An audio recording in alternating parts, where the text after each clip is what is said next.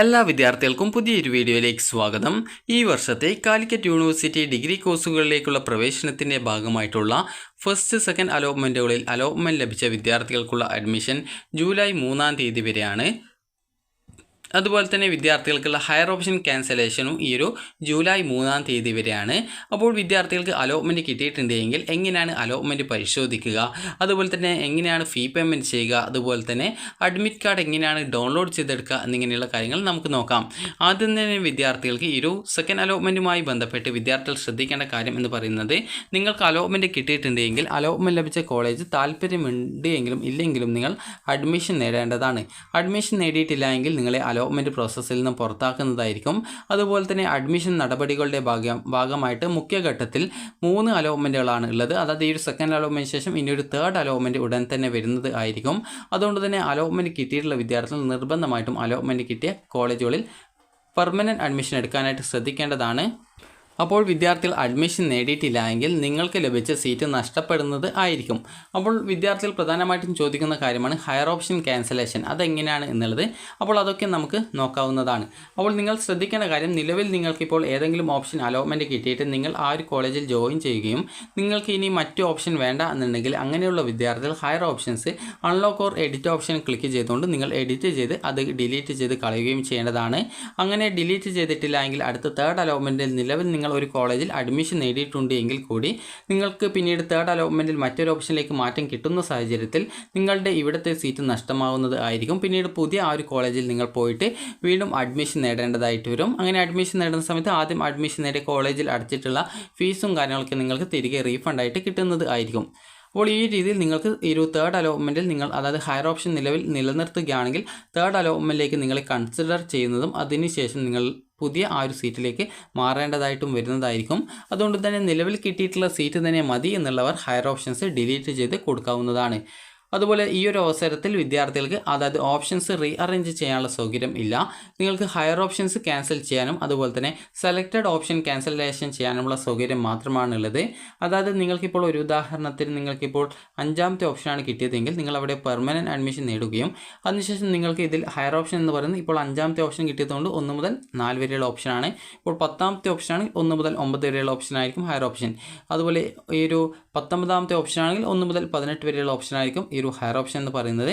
ഇപ്പോൾ എനിക്കിപ്പോൾ 5-ാമത്തെ ഓപ്ഷൻ കിട്ടിയതുകൊണ്ട് 1 മുതൽ 4 വരെയുള്ള ഓപ്ഷനാണ്. അപ്പോൾ എനിക്കിപ്പോൾ ഈ ഒരു ഹയർ ഓപ്ഷൻസിൽ എനിക്ക് ഏതെങ്കിലും 3-ാമത്തെ ഓപ്ഷൻ വേണമെങ്കിൽ അതിനെ മാത്രമായിട്ട് റിമൂവ് ചെയ്യാം. അത് ഞാൻ സെലക്ട് ചെയ്ത ഒരു ഓപ്ഷനെ മാത്രമായിട്ട് റിമൂവ് ചെയ്യാം. അല്ലെങ്കിൽ ഒന്നിലധികം സെലക്ട് ചെയ്ത ഓപ്ഷൻ ഉണ്ടെങ്കിൽ അതിനെ മാത്രമായിട്ട് റിമൂവ് ചെയ്യാം. അപ്പോൾ ഇതിനെയാണ് സെലക്റ്റഡ് ഓപ്ഷൻ ക്യാൻസലേഷൻ എന്ന് പറയുന്നത്. ഹയർ ഓപ്ഷൻ ക്യാൻസലേഷൻ കൊണ്ട് ഉദ്ദേശിക്കുന്നത് മുഴുവനായിട്ടുള്ള ഓപ്ഷനെ ഡിലീറ്റ് ചെയ്ത് കൊടുക്കുക എന്നുള്ളതാണ്. അതായത് ഇപ്പോൾ കിട്ടിയ സീറ്റ് തന്നെ മതി എന്നുള്ളവർക്ക് അങ്ങനെ ഹയർ ഓപ്ഷൻ മുഴുവനായിട്ട് ഡിലീറ്റ് ചെയ്ത് കൊടുക്കാവുന്നതാണ്. ഇനി നമുക്ക് എങ്ങനെയാണ് ഈ ഒരു അലോട്ട്മെൻറ്റ് പരിശോധിക്കുക, ഇനി അതിനുശേഷം ഫീ പേയ്മെൻറ്റ് ചെയ്യുക എന്നുള്ള കാര്യങ്ങളൊക്കെ നോക്കാം. ആദ്യം തന്നെ നിങ്ങൾ ചെയ്യേണ്ടത് കാലിക്കറ്റ് യൂണിവേഴ്സിറ്റി വെബ്സൈറ്റ് ആയിട്ടുള്ള admission.uoc.ac.in/admission എന്നുള്ള പേജ് ഓപ്പൺ ചെയ്യുക. ഓപ്പൺ ചെയ്ത് കഴിഞ്ഞാൽ നിങ്ങൾക്ക് FIUGP 2025-26 second allotment click here എന്ന് പറഞ്ഞുകൊണ്ട് കാണാം. അപ്പോൾ നിങ്ങൾ അവിടെ ക്ലിക്ക് ചെയ്യുക. ക്ലിക്ക് ചെയ്ത് കഴിഞ്ഞാൽ നിങ്ങൾക്ക് പിന്നീട് ഈ ഒരു പേജ് എത്തുന്നതാണ്. ഇവിടെ നിങ്ങളുടെ ക്യാപ് ID, സെക്യൂരിറ്റി കീ എന്നിവ കൊടുക്കുക, ലോഗിൻ ചെയ്യുക. അഥവാ ക്യാപ് IDയും സെക്യൂരിറ്റി കീ മറന്നു പോയിട്ടുണ്ടെങ്കിൽ forgot login credentials click here എന്നുള്ള ഒരു ലിങ്ക് ഇവിടെ കാണാം. അതിൽ ക്ലിക്ക് ചെയ്യുക. അതിനുശേഷം സെലക്ട് രജിസ്ട്രേഷൻ ടൈപ്പിൽ FIUGP എന്നുള്ളത് മാത്രമേ ഉണ്ടാവുള്ളൂ. അത് സെലക്ട് ചെയ്ത് കൊടുക്കുക. അതിനുശേഷം നിങ്ങളുടെ ഇമെയിൽ ID, മൊബൈൽ നമ്പറും കൊടുക്കുക, സബ്മിറ്റ് ചെയ്യുക. അപ്പോൾ നിങ്ങളുടെ ഫോണിലേക്ക് SMS ആയിട്ടും അതുപോലെ തന്നെ ഇമെയിലായിട്ടും നിങ്ങളുടെ ക്യാപ് IDയും സെക്യൂരിറ്റി കീയും നിങ്ങൾക്ക് ലഭിക്കുന്നതാണ്. അപ്പോൾ നിങ്ങൾക്ക് ഇതുപോലൊരു പേജിലേക്കാണ് പോവുക. അപ്പോൾ ഇവിടെ നിങ്ങൾക്ക് കാണാൻ സാധിക്കുന്നതാണ്, ഇവിടെ ആപ്ലിക്കേഷൻ പ്രിവ്യൂ എന്നുള്ള ഭാഗത്ത് നിങ്ങളുടെ അലോട്ട്മെൻറ്റ് സ്റ്റാറ്റസ് കാണാൻ പറ്റും. അവിടെയുള്ള ക്ലിക്ക് ഹിയർ ഓപ്ഷനിൽ ക്ലിക്ക് ചെയ്തുകൊണ്ട് നിങ്ങൾക്ക് നിങ്ങളുടെ അലോട്ട്മെൻറ്റ് പരിശോധിക്കാവുന്നതാണ്. നിങ്ങൾക്ക് അലോട്ട്മെൻറ്റ് കിട്ടിയിട്ടുണ്ടെങ്കിൽ congratulation, you have got allotment എന്ന് കാണാം. അതുപോലെ തന്നെ നിങ്ങൾക്ക് ഈ ഒരു പുതുതായിട്ട് അലോട്ട്മെൻറ്റ് കിട്ടിയിട്ടുള്ള വിദ്യാർത്ഥികൾക്കും അതേ രീതിയിൽ കൺഗ്രാജുലേഷൻസ് എന്ന് പറഞ്ഞുകൊണ്ട് കാണാം.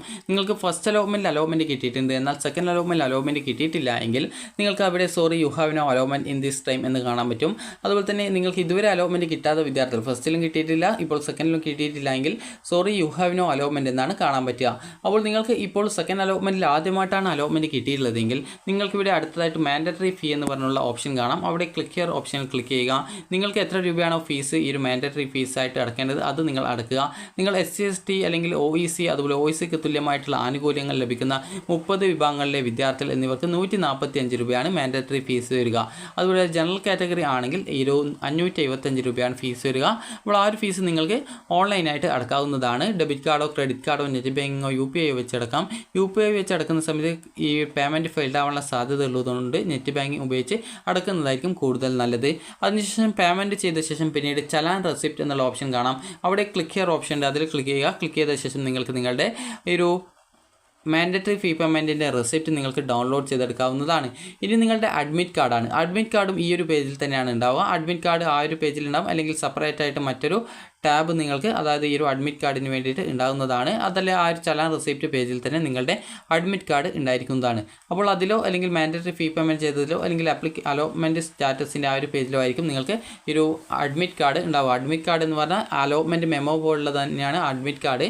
ഈ ഒരു കണ്ണൂർ യൂണിവേഴ്സിറ്റി ആണെങ്കിൽ അലോട്ട്മെൻറ്റ് മെമ്മോ എന്ന് പറയും, കാലിക്കറ്റ് യൂണിവേഴ്സിറ്റി അഡ്മിറ്റ് കാർഡ് എന്ന് പറയും. അപ്പോൾ ഈ രീതിയിൽ ഇത്ര വ്യത്യാസം മാത്രമേ ഉള്ളൂ, അതായത് പേര് വ്യത്യാസം മാത്രമേ ഉള്ളൂ, ബാക്കിയെല്ലാം ഈക്വൽ ആയിട്ടുള്ള കാര്യമാണ്.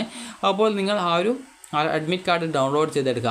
അപ്പോൾ അഡ്മിറ്റ് കാർഡിൻ്റെ ഒരു എക്സ്ട്രാ 2 കോപ്പി നിങ്ങളുടെ കയ്യിൽ വെക്കുക, കാരണം ഭാവിയിൽ എന്തെങ്കിലും ആവശ്യമുണ്ടെങ്കിൽ അതിന് ഉപയോഗിക്കാനാണ്. പിന്നീട് അഡ്മിറ്റ് കാർഡിൻ്റെ ഇത് കിട്ടാത്തത് കൊണ്ടാണ് നിങ്ങൾക്ക് പ്രൊഫൈലിൽ ലഭ്യമാവില്ല പിന്നീട് ഈ ഒരു അഡ്മിഷൻ കഴിഞ്ഞ ശേഷം. അപ്പോൾ അതുകൊണ്ട് തന്നെ ഒരു എക്സ്ട്രാ 2 കോപ്പി നിങ്ങളുടെ കയ്യിൽ വെക്കാനും ശ്രദ്ധിക്കുക.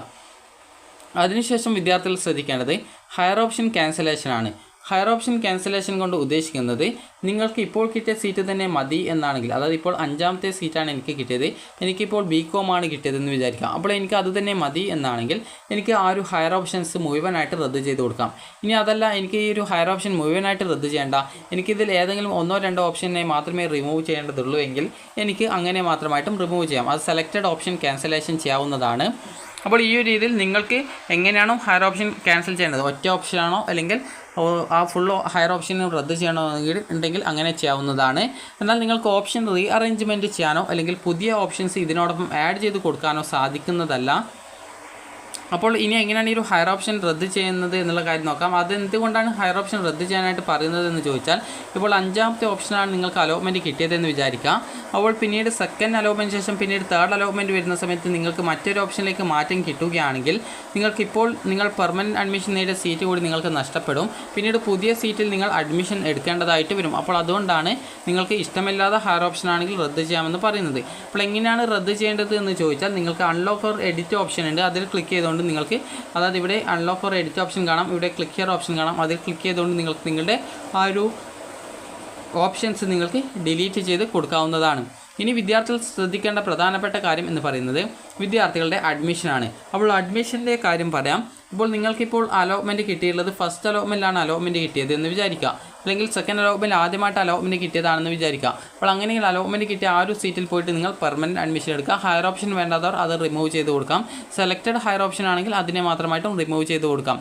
ഇനി അതേസമയം നിങ്ങൾക്ക് ഫസ്റ്റ് അലോട്ട്മെൻറ്റിൽ അലോട്ട്മെൻറ്റ് കിട്ടിയിട്ടുണ്ട്, എന്നാൽ സെക്കൻഡ് അലോട്ട്മെൻറ്റിൽ അലോട്ട്മെൻറ്റ് കിട്ടിയിട്ടില്ലെങ്കിൽ ആ ഒരു നിങ്ങൾക്ക് ഫസ്റ്റ് അലോട്ട്മെൻറ്റിൽ എവിടെയാണോ കിട്ടിയത് അവിടെ നിങ്ങൾ അഡ്മിഷൻ നേടുക.